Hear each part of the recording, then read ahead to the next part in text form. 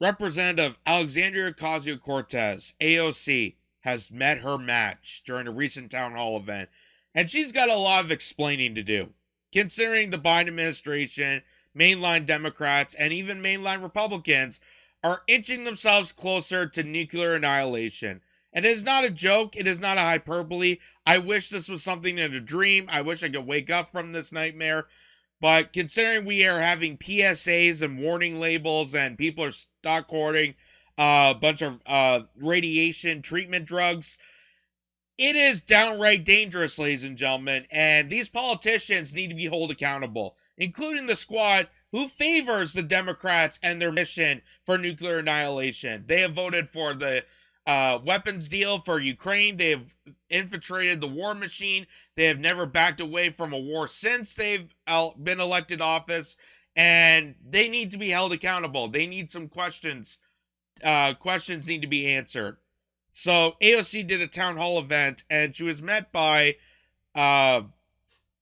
people that were obviously against nuclear war, which could be anybody.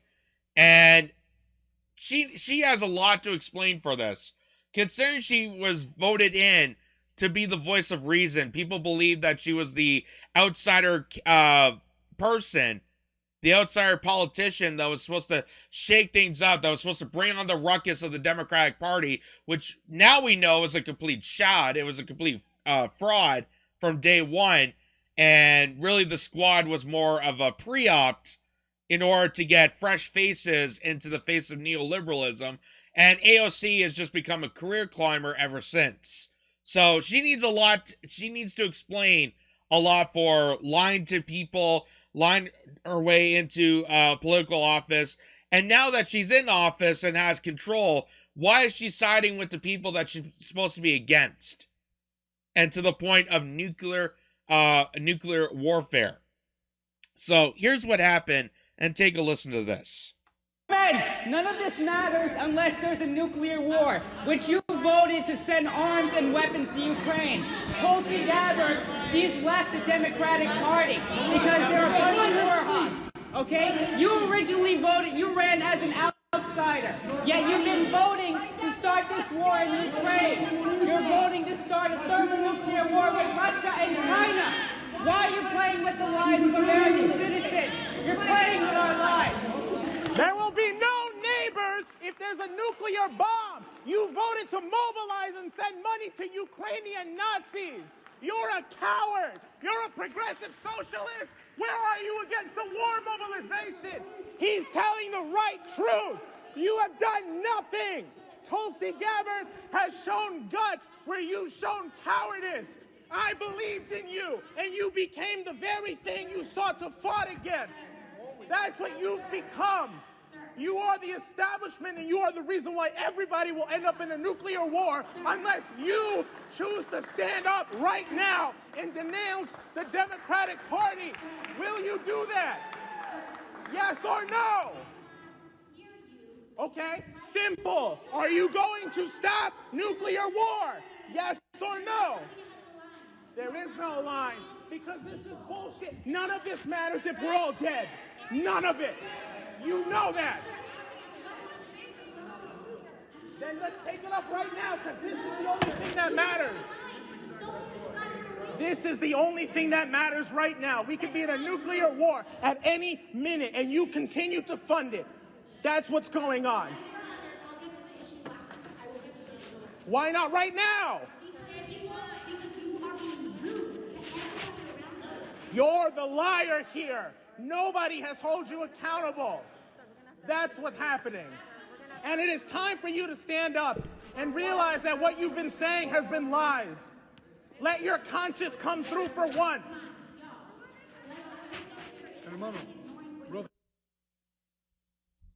So that was awesome. That was awesome. To have two people. AOC has finally met her match. Let's just say that. AOC has finally got to a place where she is being held accountable for exactly what they're saying. You're supposed to be this outsider Democratic socialist, and you're supposed to be going against the Democratic establishment in their advancements in war, advancements in, this Armageddon of nuclear warfare. You're supposed to be. And that's how you got into office, AOC. But you continue to aid the Democratic Party. You continue to aid the establishment that you so heartily are supposed to be fighting against. Remember, you were the one that's supposed to bring on the ruckus. We're going to bring this young, fresh face, Justice Democrats, and we're going to change things up. You haven't done jack shit. All you've done is aided more of the establishment. You just become fresh faces of the establishment. And maybe that's all it was. But, people like the Young Turks or Felicia Kalinsky will tell you that we got to vote for these people. We got to side with them because it's our only hope. It's our only hope to pick people that are still continuing to side with the establishment. The people we're supposed to be against. And they can't be all too bad because, she says nice words and she does all those posts on Twitter. And I don't know if you saw her reaction. And I didn't get a real clearing of what she actually responded with. But I bet you it was something to do with, inclusiveness and how this was violent. Sir, if you can just take a moment of your time, we're just trying to include everyone in this conversation, this Q&A about the possibility that you will not exist because of career climbers like me. I care so much about the money, and this is very violent. This is very violent. You're supposed to say nice words. Can we stop a nuclear war, please? Where's your manners, sir? At least that's what I'm assuming that's what happened. I'm assuming that's what happened. But it literally is amazing. And then you take someone like Tulsi Gabbard, for instance, and I gotta be honest. Personally, I have mixed reactions with Tulsi Gabbard. Now, I know for people that have watched this show and have followed me on YouTube or on Rumble or wherever, they know that I have a vocal support for Tulsi Gabbard. When she ran in 2020, I was, happy and excited. I felt like, I deemed her my political crush, if you will, because it's like you finally find that candidate that actually best represents, your ideals. You finally find that candidate that actually seems to actually care about people and wanting to step up, and the fact that she was an active soldier and she wanted to transfer the values of a soldier to the values of the general public. It was just so inspiring, so uplifting, especially in this time of need. I mean, we had Bernie Sanders, but then look how that turned out. We had the Squad, which we thought was going to be the same, and look how that's turning out. But we had someone like Tulsi Gabbard. And I admired her. I respected her. I championed her through her 2020 campaign. But then there was that moment where she stepped down. She sided with Joe Biden in a campaign announcement. That was really gut-wrenching. And I can't really forgive that. I can't really ignore that and just let bygones be bygones, because the fact that she's supposed to be the anti-war voice and you deliberately choose the candidate, you chose to support the candidate that notoriously out in the open has admitted to advancing the war machine and done war crimes against humanity and has proudly provoked it. And that was gut-wrenching to me. And I kind of had to have that little breakup moment. I had to break up from my political crush because of that moment. And so I've been having mixed feelings about Tulsi Gabbard, because there's things I still, she's still a kind person. She's still a wonderful, interesting character. I love listening to her speak on, when she appears on Tucker Carlson or Joe Rogan or wherever she's doing interviews. She has different ideas and opinions, and she's definitely an outsider voice that's really refreshing. But at times I feel like, is it really is it just a front? Is it really, is she really deep down sincere in what she's saying? because she sided with Joe Biden on this, and now she's leaving the Democratic Party. It's a little too late. I'm going to be honest. It's a little too late to say, oh, I'm going to leave the Democratic Party, considering what's happening right now. Like, it's a little too late.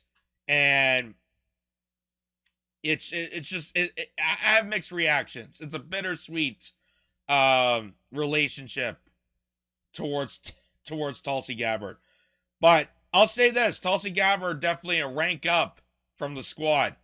Definitely higher ranks than Bernie Sanders. Definitely higher ranks than Ro Khanna, who's married to Business Insider for, I think it's Lockheed Martin. Because that's definitely a progressive socialist right there, who's married to a Business Insider who gets funding by trading in the war defense industry. That's definitely the sign of a democratic socialist. But here's what Glenn Greenwald also reminds us, and I want to show this. So Glenn Greenwald points out, not only did every single House Democrat vote for Biden's $40 billion war package, every one of them also just voted to give the FBI, the Department of Homeland Security, and the Department of Justice more power to fight domestic terrorism. Remember when they coined that phrase, domestic terrorism? And then the White House released that long list of what defines a domestic terrorist, and how there was different sections, how there was like eco-terrorists, how there was a Wall Street terrorist, you're a financial terrorist, you're indestructible terrorist. There was different factions of what domestic terrorism really is. That was the Biden administration. The one that's supposed to be all-inclusive and caring and understanding towards one another. We're supposed to love each other and all humans on Earth. And now you're calling your own citizens domestic terrorists because they're not falling into your line. It barely passed because most of GOP voted against the bill to fund more of the police. Isn't that interesting? Isn't that interesting that the GOP that screamed the loudest at people that were defunding the police, they were the ones that actually defunded the police? Because they didn't want an authoritarian regime harboring over people's freedoms and choice and liberty and pursuit of happiness. The squad comes through again for the U.S. security state. So that was the squad. That was Bernie. That was Ro Khanna. That was Rashida Tlaib, Ilhan Omar, Ayanna Pressley, AOC. Every single Democrat that you thought was supposed to be on your side, they side with this. They side against you. That's why the Democratic Party is not on your side. The vote blue no matter who is a cult. Because people haven't woken up to realize that neither party is on your side. Neither party is on your side. The political establishment is there to rain terror on you, not there to help you. So here's something interesting to add to this. Donald Trump had some words about the possibility, much more like a reality, of nuclear war. And you'll be surprised of what he's about to say here. Coming from the words of Donald Trump, the person that we're supposed to believe is the evil, nefarious, overlord that was supposed to destroy all of humanity during his presidential reign. But listen to what he has to say. We must demand the immediate negotiation of a peaceful end to the war in Ukraine, or we will end up in World War III, and there will be nothing left of our planet, all because stupid people didn't have a clue. They didn't have a clue. We need to have peaceful negotiations, or we'll end up in World War III. Peaceful negotiations. Coming from Donald Trump. I mean, we already live in a backwards, upside down, crazy universe that we are right now in the reason I have this show is trying to figure out exactly what the hell is going on. This is just interesting that people like Donald Trump are even demanding negotiations, are demanding a peaceful result, a peaceful diplomatic solution to the end of this nightmare. And you think that would be something that AOC would take notice of, and other members of the Justice Democrats, because they ran for being the voice of anti-war. But they aren't.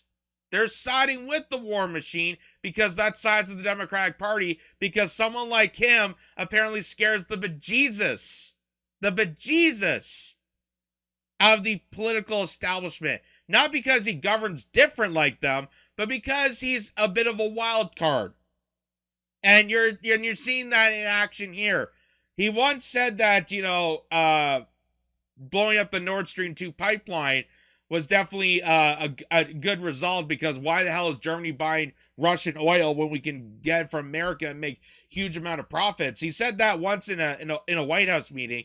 But now here he's saying that we need diplomacy and we need to end this. We need to end the regime of this NATO-aligned coalition of escalation into a nuclear war based on propaganda, based on lies, based on smear campaigns, and censorship of people that are trying to question it because of bloodthirsty, warmongering sociopaths that rather want to see the world annihilated and totally obliterated than combating, solving actual problems. That's what's happening right now, is we have a bunch of bloodthirsty neoliberals, neoconservatives that rather want to see the end of the world in action than to actually result in solving problems back here at home. The inflation crisis, the gas price hike, the food shortages that are causing your grocery bills to skyrocket, the fact that cost of living is so expensive that people are now homeless. Homeless epidemic is getting even worse.